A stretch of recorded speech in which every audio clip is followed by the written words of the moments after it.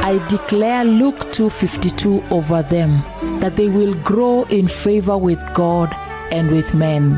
I declare Psalms 112 and verse 2. My children shall be great in the land and beyond. I declare Psalms 127 and verse 4. Like arrows are in the hands of a warrior, so are my children. I declare Isaiah 54:13. My children will be taught of the Lord. I declare Deuteronomy 28:13. My children are the head and not the tail.